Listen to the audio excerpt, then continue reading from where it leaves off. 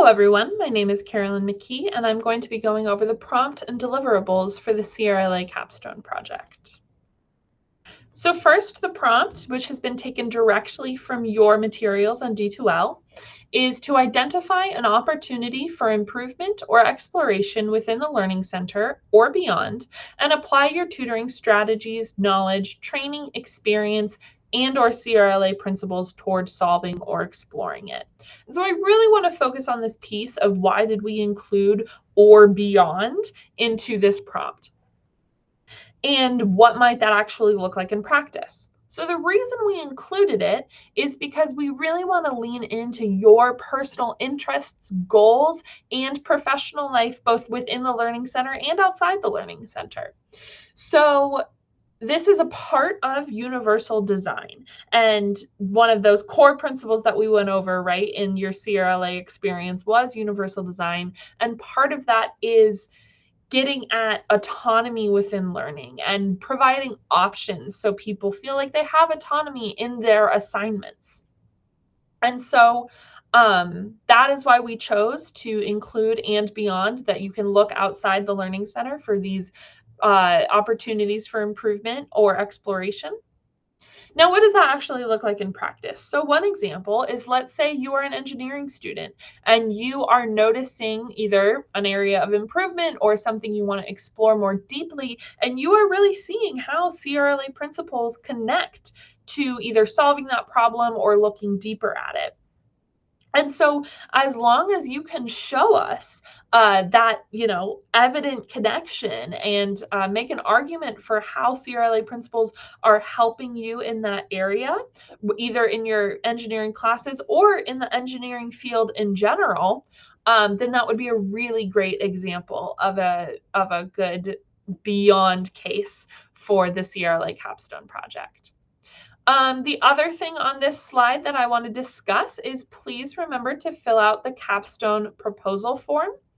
And I'm not going to go in depth into it right now. It is linked within your D2L. But just remember that this proposal form is a proposal. So what you write in here can and should change.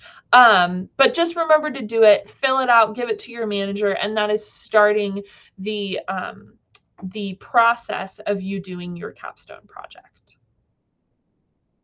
All right, so these are now a broad scope of the deliverables that you will know you have completed your project when you do these deliverables.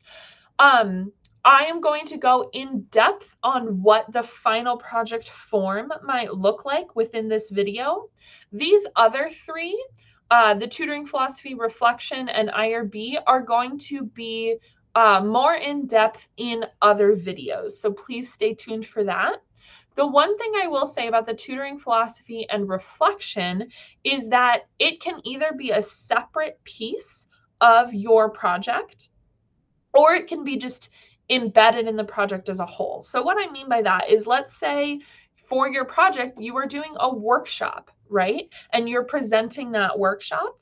You might do a write-up of a tutoring philosophy or reflection separate to the workshop. However, let's say your final project is a paper and you can just tack the tutoring philosophy and reflection into the end of that paper or within that paper.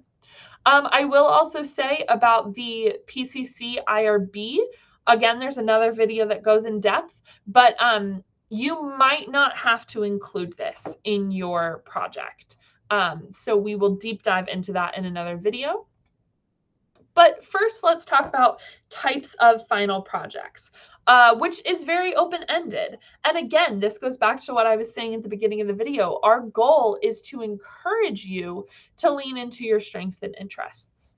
So how might you choose a final project format, right? One, I would encourage you to think of how you feel most comfortable communicating information. If you really don't feel comfortable and you actively dislike writing papers, please don't do a paper. There are many other ways to communicate information that might be more natural and interesting for you. So that way you might want to do a workshop. You could do a video. You could do a lot of other ways that aren't necessarily writing the thing. Now, Now, I would also encourage you to think about what your subject matter needs. So, for example, my capstone project that I am completing is all about using art to learn. And so it's about turning your notes into zines, which are self-published magazines. And so naturally, I'm displaying most, if not all, of that information in a zine format, because that is at the core of what I'm advocating for, that we need more zines and more art in the education space. Um, Another way to think about this is that this is a professional development opportunity for you. And so, what skills do you want to develop and show off? So, if you are a graphic design student and you want more things in your portfolio, this is a really great area to make a series of infographics, or to show off your skills in some other way, or to learn a new skill if that's something that you want to spend time doing. Um, Another example is if you want to be a teacher, then maybe running workshops is going to be a really good use of your capstone project to practice and show and put on a resume that you have run these workshops. So that's just some guidelines of how you might think about choosing a project format, but I really encourage you to talk to your mentors, talk to your managers, and brainstorm with them. All right, I look forward to seeing your projects.